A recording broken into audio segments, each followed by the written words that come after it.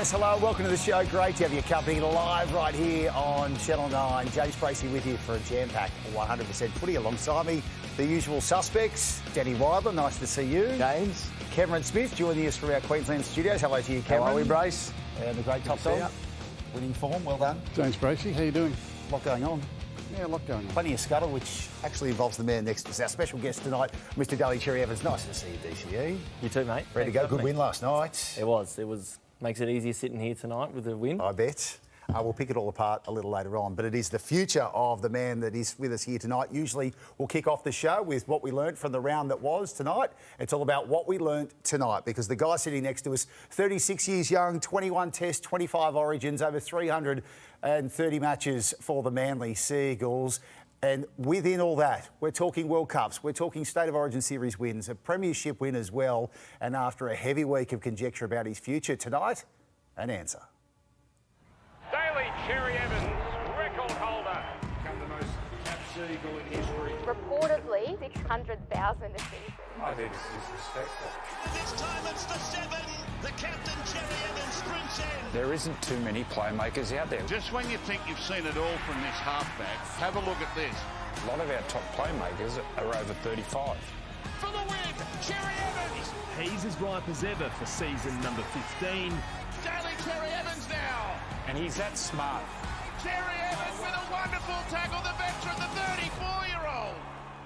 He knows how to play the game. He knows the game. Oh, he's nailed it. Oh, that's as good as it gets. Veteran of the game, but he's still probably in the top 2 or 3 halfbacks of the competition. Oh, what a kick, DCE, that 40-20 specialist. The Eagles skipper, unsure if this year will be last. I love this more than anything. I've got a good balance of life outside of football as well. The life after footy part I haven't thought about just yet, but I'm going to keep enjoying this while I can. Coming up, we have breaking news about the Manly captain. It will come as a shock. He will not be playing at Manly again next year. It has been quite the career and it has been quite the evening. The foundations of the Manly Rugby League Football Club shaking tonight with Daly Cherry-Evans. As we saw there, Danny Wilder breaking earlier tonight that you have made a decision about your future. Daly, can you shed some light for us? Yeah, well, based on sort of all of the reports last week, I felt like it was starting to become sort of pretty regular news and not news that I really enjoy. So I thought the best thing that I could do for the situation was to let everyone know where it's at and where it's been at for a while. So that was why, I felt like it was best after yesterday's game to come out and just openly say where it's at. And as I said, no more footy at Manly beyond this year. So definitely plays on a lot of emotions. Certainly hasn't been a decision that's made overnight, but I definitely feel a lot better for letting everyone know about it. Daly, why? Everyone wants to know why. Why are you doing it? Why are you saying goodbye to Manly? Yeah, well, it's obviously not an easy decision, Denny. I've spent a long time there and a lot of lifelong friends. But the main reason for doing it is I felt like that as my career comes to an end, I wanted to take my time, whether that's retiring or playing on. And by cutting ties with Manly this year, then I felt like that was the best chance for me to have freedom throughout the year to take my time to choose. And then from there, they were able to move on and find the next halfback for Manly. Daly, are you angry at all with Manly? Is there any bad blood? I mean, did they lowball you with an offer? No. There was no lowballing. So prior to Christmas was when I was officially off contract. So we spoke to a couple of clubs. We made the club aware that that was going to happen. We've been in constant contact with the club the whole time, which has been really nice. So there's no animosity there. And then from there was no formal offers from any other club. So in turn that, Manly said that they weren't going to offer anything unless another club offered anything. So those offers didn't come through from the other clubs. So Manly didn't need to offer anything, which was fine. So no animosity there. And as I said, that gave me a lot of comfort to then just say, I think the best decision here is for me to be able to sit back and take my time this year.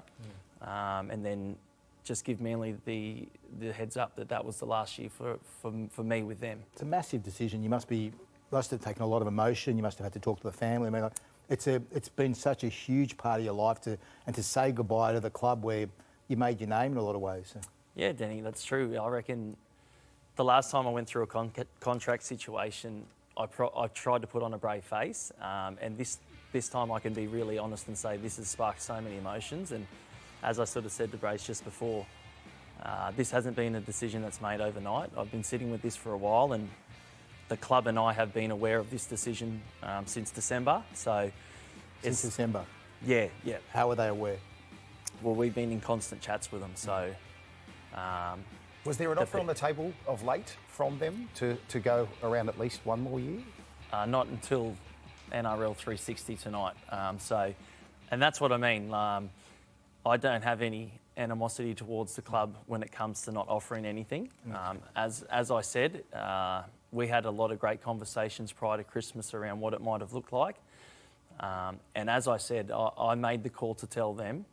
So this isn't back on them here. This is on me. I made that decision to say this will be my last year at Manly. So, can I get that clear? So you actually didn't have an offer, and the first you hear of an offer is, was it to your management? Was it via a television show? I mean, is that unusual to you? I mean, to me it is. I haven't seen that before. The last couple of hours has definitely been really bizarre, to be completely honest with you. But prior to that, my management company and I have had really transparent conversations with people at Manly. And we've been directed to talk to certain people at Manly, and some people haven't been involved in those conversations, so they might be a bit unaware, but there's been nothing but transparency. And even as my conversations when I left training today with my coach, teammates. So they're aware? Yeah. Not everyone would have been made aware, but, the players I tried to get around to, especially the ones like I said, I've been friends with for a long time now. So a lot of conversations have happened, and so from there, like I said, it sparked a lot of emotions today, that's for sure. So you've made a decision, no Manly next year, but you haven't made a decision if you want to play on or you just want to be able to relax and get through this season and then see how you feel? What's your sort of time frame there? Yeah, that's it, Gus. So I'm not looking to engage in any chats anytime soon. I'm hoping by coming out and saying this, everyone can understand the full focus is on Manly and charging towards the finals this year. So we're a long way off a final series, but I obviously have a lot of belief in the club and the team. So the whole focus is going to be there. And then if I do feel like I've got more in me to keep playing on, I think when the time's right later in the year, I'll engage those conversations. But at the moment, it's very much up in the air for sure. So, Daly, just to clear this up, so Danny breaks the news on 9 in the 6 p.m. bulletin tonight. And then there's apparently, according to some reports out there, a $1.5 million 2-year offer now on the table. Would you accept that if that is the case at the Manly Seagulls? Look, and respectfully, no, because as I said, I've been sleeping on this decision since December. So, talking to my family, we're okay with the decision. We're at peace with it, and we understand that it's not going to make everyone happy, and there's going to be a lot of Manly fans that are really upset with this. But I understand that. But as a family and the friendship group, like I said, we've been aware of it for a while now, and now it's public and it'll be big news, and I get that, but we're content with the decision. Cam, a penny for your thoughts on this whole scenario about a guy that you know very well from the Queensland setup. The fact that there's a lot of layers here. There's one, the late move from Manly tonight. There's two, the fact that there wasn't any interest late last year for a guy that's at the top of his game despite turning 36 last month.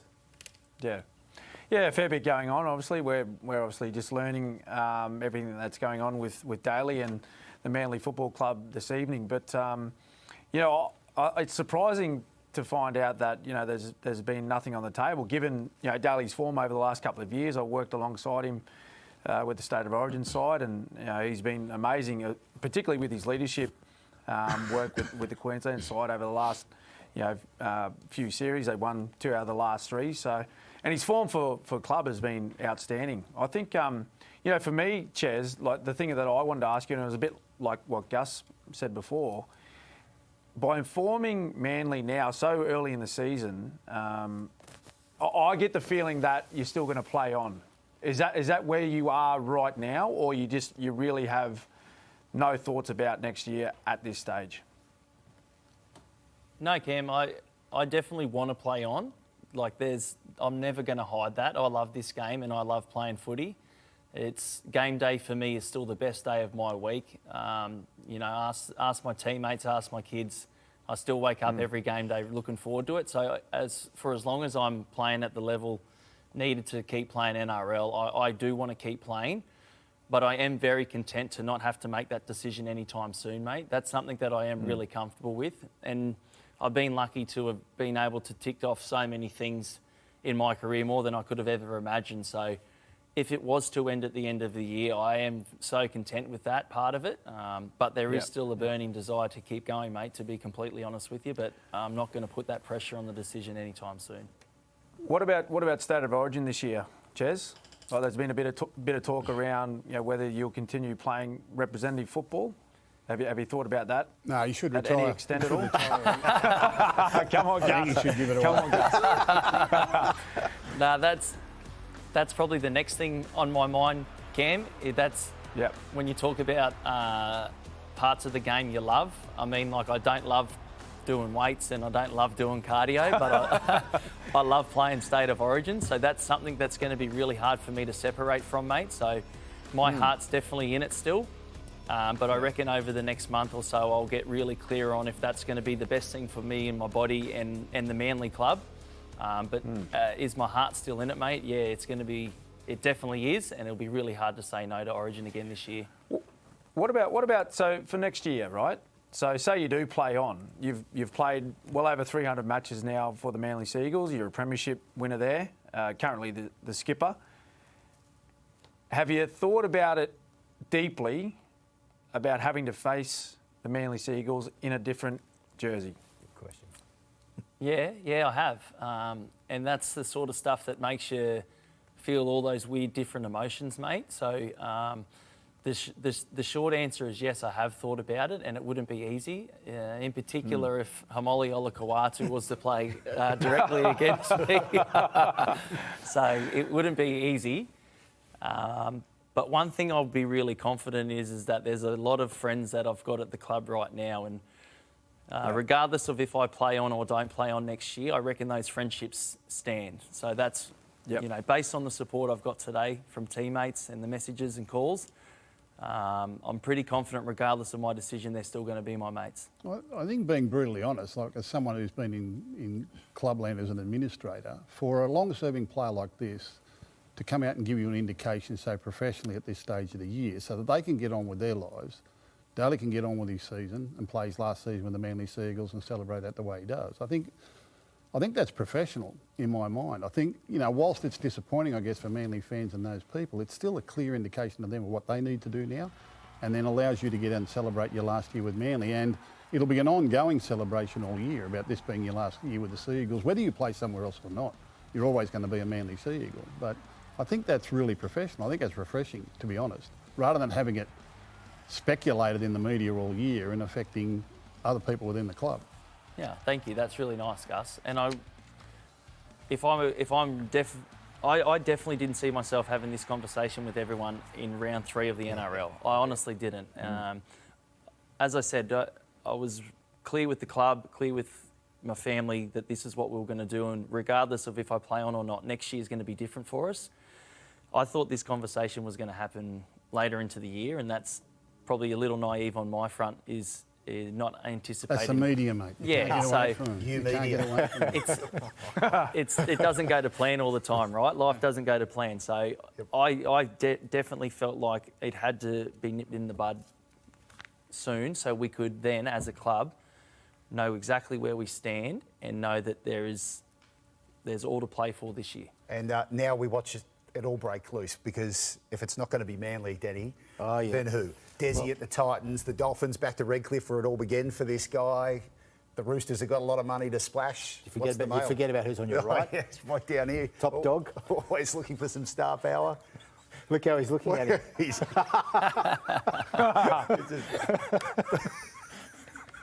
I tried to sound Cleary last week. Look, I think the check would have to be that big. Daly, I'm sorry, but we've got a segment called Scuttlebutt here, and you're going to be probably featuring in that throughout the year. I know you don't want to, but there's going to be a lot of talk about where you might want to end up. Can you, any clues? There's talk about Sydney. Do you love Sydney still, or do you fancy a homecoming? Yeah, look, I mean, Scuttlebutt. I'm definitely definitely not looking to make the decision anytime soon. So I completely understand that the media are going to speculate all they want, but I've got absolutely no intention in engaging in anything anytime soon. I genuinely don't. Like sort of Cam mentioned Origin before, if I was to play Origin again this year, like that would be the priority as well. So I get the speculation's going to be there on that regard, but as sort of Gus said, and that was really important to me, is making sure that the club can move on. That was really important to me. I didn't want anyone to think that I was holding the club to ransom in that aspect. So having them enough time to move on, I thought was really important. And then, you know, what's next? I honestly am open to walking away and calling it a day. But again, there's so much love and passion for the game of footy. So if I can keep going, I want to keep going. And people like me obviously think there must be a drama, right? There must be some sort of drama between you and the club. Can you say that there's nothing there? There's nothing that's really concerned you? There's nothing that's driven you out? Absolutely not, no. And from my conversations today with Pete Gentle and Anthony Seibold, they were very, very, you know, clean and great discussions. You know, they're obviously, you know, they don't want it to happen, but they completely understand it and they understand the situation. So on that regard, like, it really has been fine. So when the stuff comes out about the speculation that there's something wrong, there doesn't have to be something wrong. I've just made a decision. It's not going to make everyone happy, but the people that are really important to me are okay with it, and the messages of support are definitely overwhelming. It's nice. All class from you, Daly, as it has been throughout your career. So well done on making the decision, making it definitive, and giving your club a chance to I guess, look to the future for the next for the rest of the season as well. Can you hang around, mate? We've got a bit to talk about. I'd love to. Excellent. We'll take the focus away from you and back onto the footy, because there is a lot to get through here on 100% Footy tonight. Cameron Murray, a sit down with Emma Lawrence. How is that Achilles going, and what does he think about his side's chances under Wayne Bennett in season 2025? And then looking forward to talking to DCE about the premiership race. Yes, we're 3 rounds in, but was that match in Melbourne Thursday night a glimpse into what's set to unfold later this year? Have they set the benchmark right up there, and can Manly chase them? More in just a moment on a huge night here on 100%. South Sydney's season is in disarray. Captain Cameron Murray could be sidelined for up to 8 months with a ruptured Achilles. Players and staff knew the injury was serious when Murray collapsed during a training session here at the club's Maroubra base this morning. These things happen in professional sport, and there's no more professional athlete than Cameron. I really worry about the bunnies of those injuries to key players. Well, Cam, I know it's been a tough couple of weeks. How are you travelling at the moment? Yeah, I'm not too bad. The first week or two was tough, but just coming to terms with everything, but I'm at peace with it now. It is what it is. It's the unfortunate side to rugby league sometimes. Talk me through how it actually happened. Just a bit of a weird one. Hey, I was retreating back into the defensive line. I just went to bounce off to get line speed and felt a pop in my lower leg, and I thought someone come past me and clipped my boot or something. It was pretty loud as well, and I looked back, no one was there, so I kind of knew straight away because I've seen a few of them before. So somehow I feel like these types of moments, you know, one of the first things I think of is how's it going to affect the team. How's Wayne been for you and his support? He's been really good. He's been really good for me. He cares about you. He's got a very unique way of showing you that. And I guess with Wayne, I've only got sort of the last time he was here to look back on, and I think for the first year or two it was pretty hard on me, and he treated me like a young fella and didn't let me get too close to him. And then in the last year we probably grew a little bit closer too, but he's come back and it's like we're best mates, you know. And I know the dynamics change. I'm the captain now, and he probably has to liaise and talk to me and bounce ideas off me now, but I'm not used to him speaking to me this much, and he's been overly nice as well too, so I'm not really used to that. Were you almost a little bit scared of Wayne last time he was here? Oh, without a doubt. When he first came here, I was so scared of him. And I think every young kid is, you know, because he brings that aura, but he's also got that reputation of being one of the game's greatest coaches. It's a huge challenge for the Bunnies. Like 2 big outs, Latrell obviously, but Cam Murray for the season, that's a big blow. I don't think they'll make the 8. I don't think they really know who their spine is. I don't think it's any secret that Wayne loves proving people wrong, and he loves an underdog story. And I think an organisation led by Wayne is an organisation that doesn't make excuses or dwell on the past. from right in front, and he has kicked it. I know you said you haven't ruled out returning this year, but have you set a goal? Yeah, I think we're probably going to aim for the 6-month mark, so it's all dependent on how the recovery and the rehab goes, but yeah, that's the goal for now. Do you picture being able to run out and have your 2 girls beside you and making them proud? Yeah, of course, they're a big part of why I do what I do. Avalon didn't sleep much last year, so she didn't get too many games, but she's sleeping good now, and so that'll be a great day when I can carry her out or go and say hello to them after game. Injured buddy skipper Cameron Murray there chatting with Emma Lawrence on the back of what was a heartbreaking injury. I mean, it doesn't get any worse, does it, DCE? Hello, Gal, by the way. G'day, guys. Nice of you to join Mr. Exclusive, done it again. Break the news about this. I'm in shock. I'm in shock he's leaving Manly. Just remember this. Gus was going to pay $2.5 million for Cleary. So if he starts negotiating with you, remember that. Right. I'm in shock that you're sitting between 2 Queenslanders on this show. This is Oh, that guy's here, mate. He loves us. Brace, he loves us. I do love. I actually, you know what? I Deep got on down. very well with all of them when we played together. They were all good blokes. Yeah, it's now let's get back onto it. The bloke we just. Is there anything worse than when there's pre-season hype, and the Bunnies were sort of in that position, weren't they, this year, where it was like Wayne was there, everyone was looking good, fit, ripped, ready to go, and then bang, bang, double blow in the one training session. It's huge, and he's obviously a special part of their side, a special part of the club.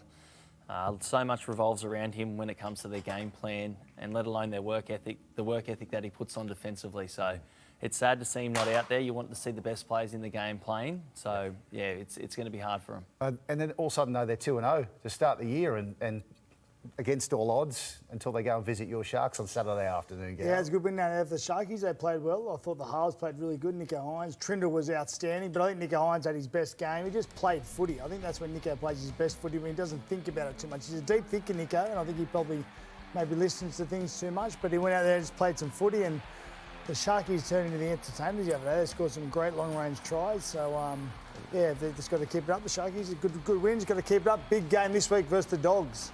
Absolutely. Hey, Cam, I want to ask you about your old mate, the Cheese, Brandon Smith.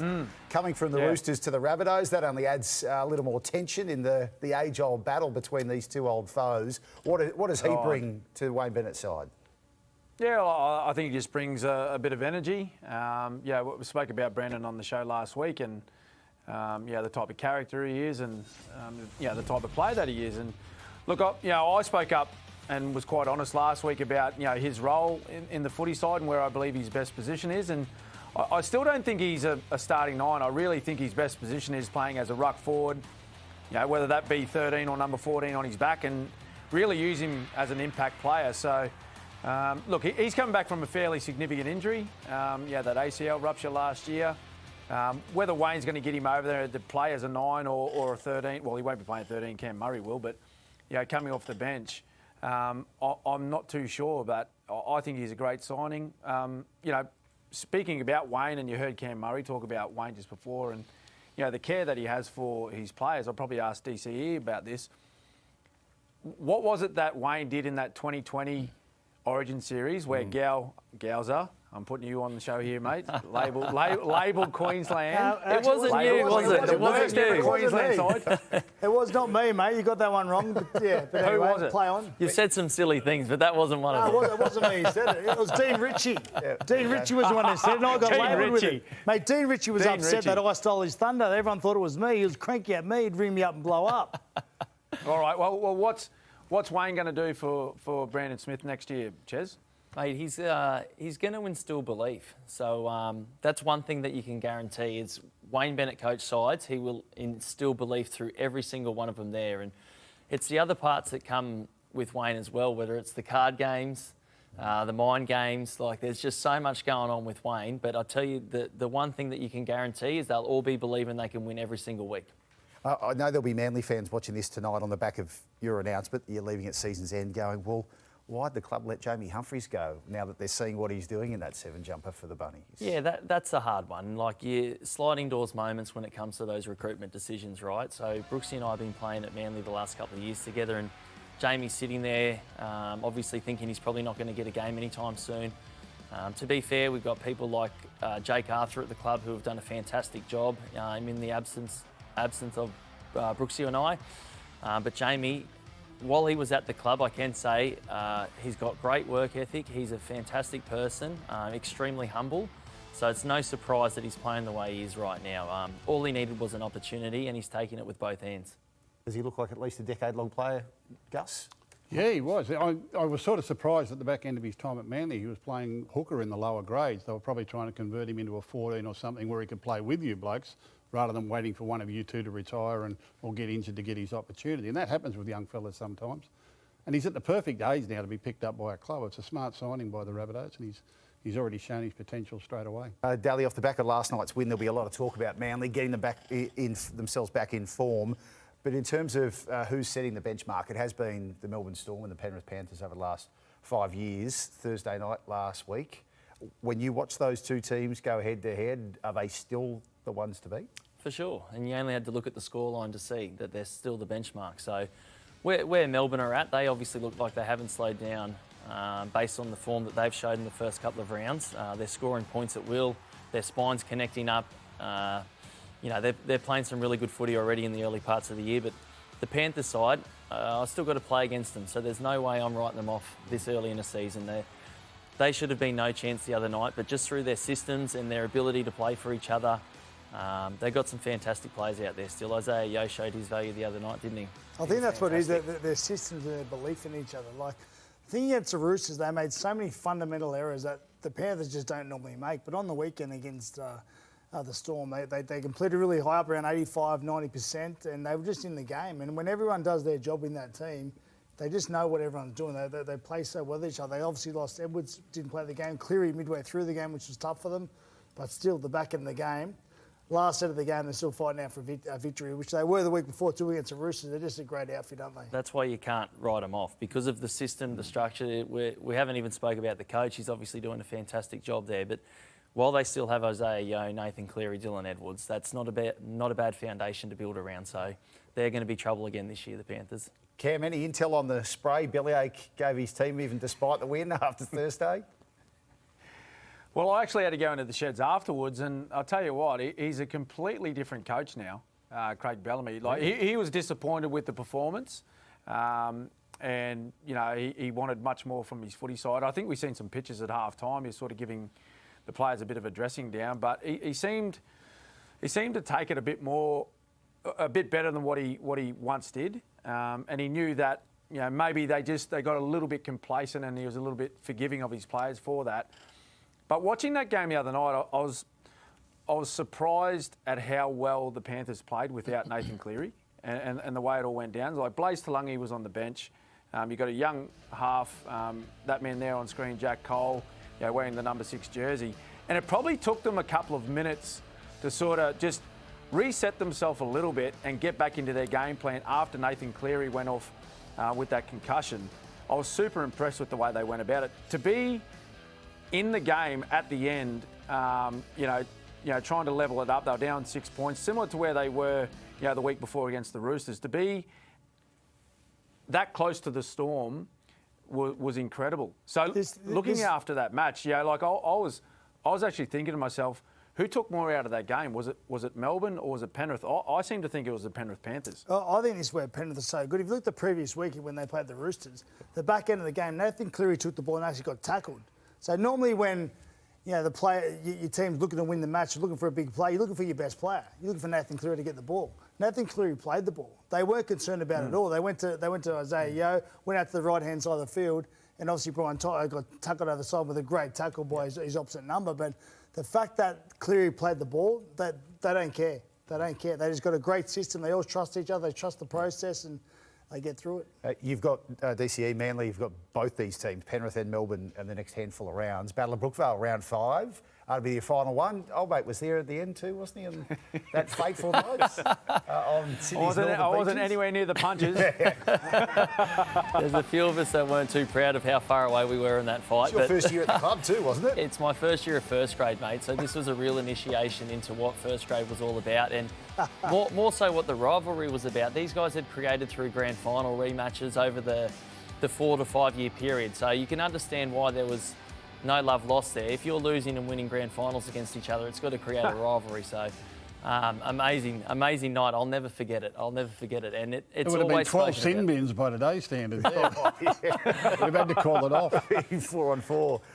Brilliant. Love going down memory lane with the Battle of Brookie. Now, still plenty more to come here. Daly Cherry-Evans hanging around a little longer on 100% footy for this segment. The Gouldfather and the Goat. A bit to dissect from the weekend that was. Stay with us. You're watching 100% live and free right here on your home of Rugby League.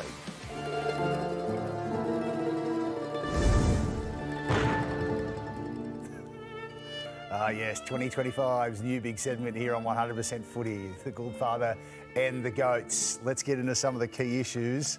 I'm afraid to start with this one, but we will. Dog v Eel yesterday, and then this penalty from nowhere. Go to.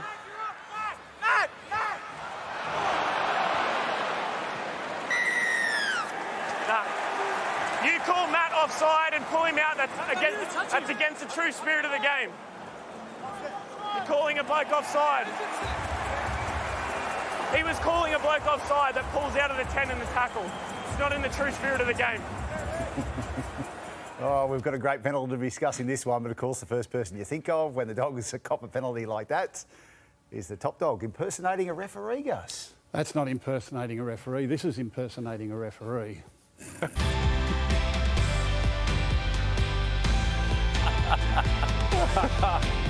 Joined the referee's ranks for a whole week, went and trained with him, came in. I said I could do this easy, blindfolded. Went out for linesman for the Charity Shield game at the start of the season. Pretty easy job, actually. Oh, the old SFS. Had a bet with the other touch judge whether he'd kick it or not. My flag was going up whether he kicked it or not. This is Kevin Smith's dream. Yeah, I had to go on and there was a bit of a fight. I just told him I didn't see anything. Play on. I remember that. You actually came in and said, I saw nothing, I came in to protect you. Yeah, that's how you impersonate a referee. Yep. Is it a penalty? Is it actually a penalty? I've never heard of it. I'm going for a burger across the road. I can't believe it. That Piers Morgan. What do you reckon, Smithy? Gus has gone away. We're talking about the Dogs. He doesn't like talking about the Dogs. Is it a penalty? Oh, mate, it's play on, mate. It's play on. Like I remember back in like heaps and heaps of games in my career where, like if a winger come in to have a dummy half scoot on the fourth tackle, you'd yell out last, it's fifth, and he'd kick it. You know what I mean? Like, what's the difference? Yeah, like, you should be switched on enough to know, the referee's voice to another player, and you should know you're on side. Mate, you know what? He should get Goose of the Week for falling for it. That's right. Yeah, mate, it's play on every day of the week. I agree. Reckon. Play on. Yeah, there's not much in that one. Daly, no. I just assume as a fan this sort of thing goes on all the time. These things are great. Like they're all little parts of the game that you sort of usually don't get to hear or see. So the fact that it's actually come to a light's pretty funny. But I'm going to try it this weekend and see how it goes. Particularly if you're up comfortably. Top Dog's just grabbing a couple of burgers for us. So let's get on to our next issue here. We've got one half of the Gouldfather and the Goat, but you guys can fill the void. Reece Walsh, obviously from the Queensland setup, you know him well. Some criticism over the weekend that he's trying to find a winning play every time he's got the ball. If you were in a side with him at the moment, DCE, what would you be saying? Yeah, I've been lucky enough to play alongside Reece and massive fan of Reece and what he does. He's one of the superstars of the game for a reason because his best game is in the elite territory of the game. So I have played alongside of Reece and I reckon my messaging is always quite simple and it's encouraging him to do what he does best, which is be involved in the game. The more touches he has, the better it is for the Broncos. I do understand that people, there's a knock on here or there, or there's a forward pass, or there's a kick out on the full, but that's what you get. That's what you get with rocks or diamonds. I mean, who am I to say? I kick out on the full and I miss tackles and drop the ball. But when it's good for Reece, it's really good, and I think you have to just continue to encourage it. It might be a bit different for a forward, Gal. Do you think it's a bit different? Mate, I'll be honest. He's a superstar of the game. Though. He's a reason a lot of kids watch the game. I think he's a fantastic player. But you talk about rocks or diamonds, he was rocks on the weekend. But he can be diamonds. He's an outstanding. I think he's a fantastic player, and I love him as a player. But on the weekend, he didn't play a good game. He wasn't good, and I think he's very, very lucky he didn't spend 10 minutes in the Sydney for the shoulder charge. I thought without doubt, he should have been sent to the Symbian. There was shoulder contact directly to the head. There was nothing else but shoulder to the head. Now, I understand it's a tough situation for fullbacks there. They're trying to save a try. But at the end of the day, that's shoulder directly to the head. Now, every day of the week last year, that was a Symbian. So I don't know why it wasn't. But he had a poor game on the weekend, but with his ability, he can hit back straight away this week. Do you agree, Cam? And is he playing frustrated Yeah. at the moment?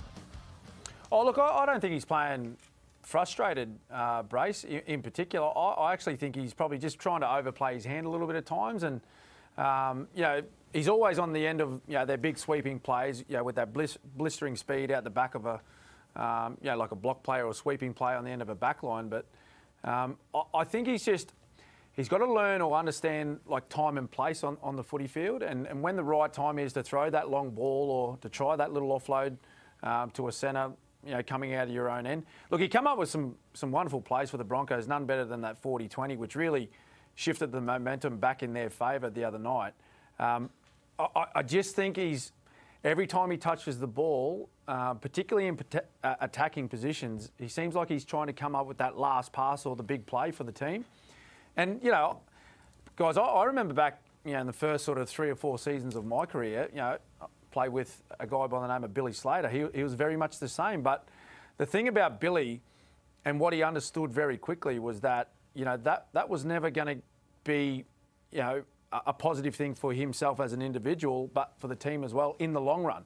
You know, sure, he finished the game with a lot of highlights. You know, he was always featuring on the highlight reel, but he'd have 4 or 5 errors too, which would make the game harder for him and it'd make the game harder for us to try and get wins. So he worked extremely hard throughout the week to try and, you know, bring that, I guess, that flair back a little bit and add a little bit more consistency into his game. And we all know what happened. He become, you know, what many of us believe is, you know, the greatest fullback our game has seen.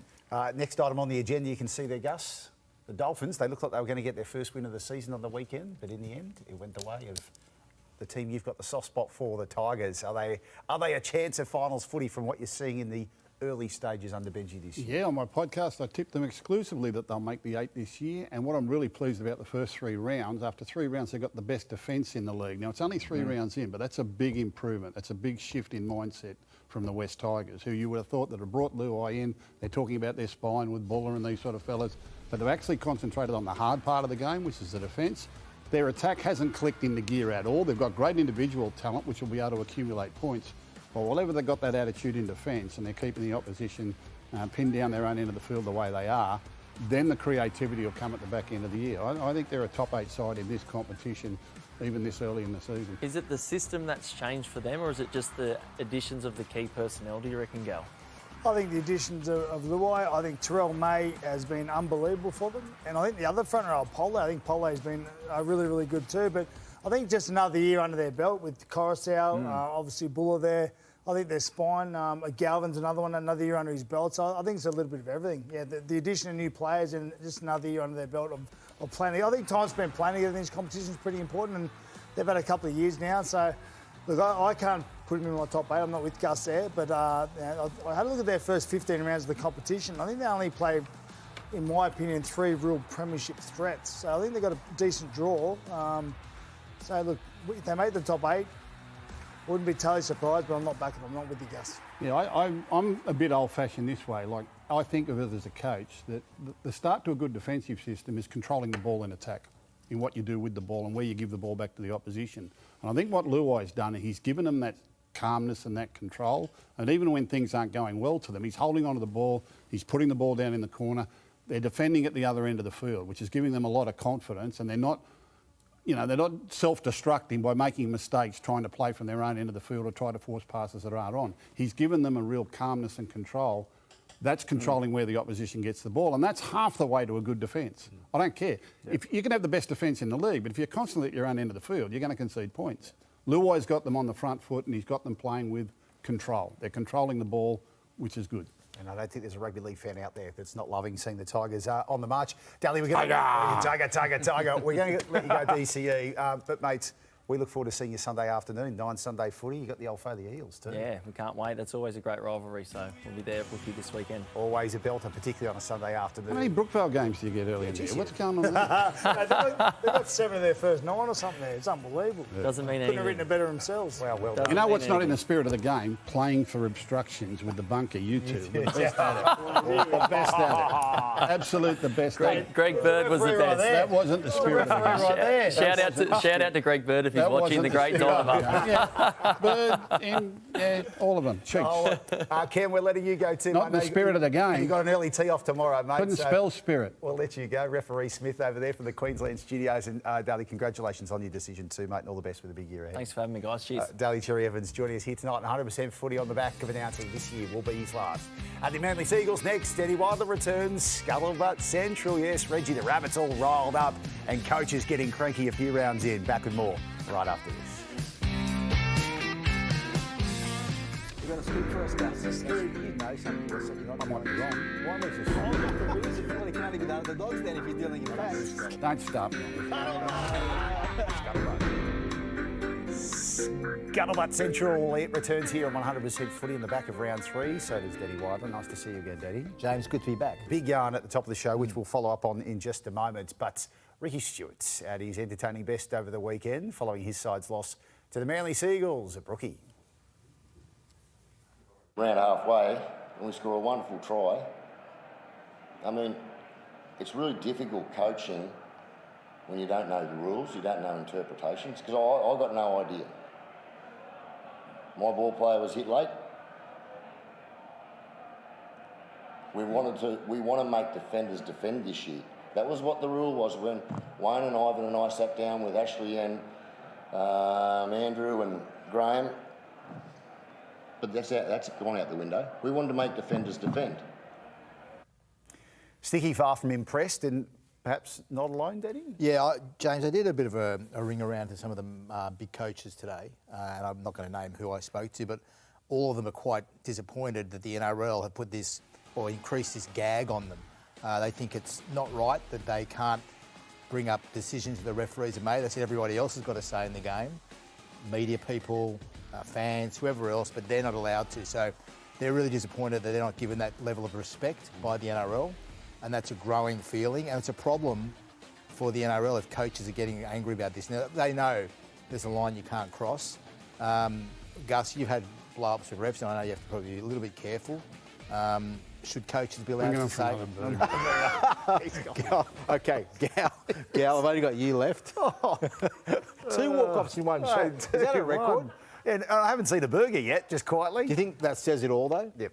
So, Maybe. I mean, should coaches be allowed to point out things that they're not happy with? I definitely think so, yeah. I've always maintained, I wouldn't mind seeing the referees do a press conference post-game as well. The players have to, the coaches have to. Why shouldn't the referee have to after some pretty contentious decisions? Well, I spoke to coaches today and they said, what's the point of us fronting post-game press conferences or media conferences? Especially when their emotions, you've got to remember, they've just finished a game of footy. They're in there within minutes, five, maybe 10 minutes post-game. Their emotions are high. They've just spoken to their players. They've seen the disappointment in their eyes.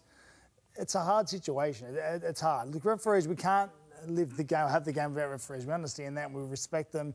And they do a pretty good job most of the time. But unfortunately, there are some decisions that are very, very crucial in games that people want answers about. And that's why I've always maintained I wouldn't mind seeing the referees do a post-match press conference. And Gal, the other thing which I talk to the coaches about is the 6 again. Oh, man, I hate the 6 again. I've always hated it. I'll tell you why, because the game doesn't stop. It just flows on. It just seems to continue, and they don't seem to... Well, they say it's a mystery.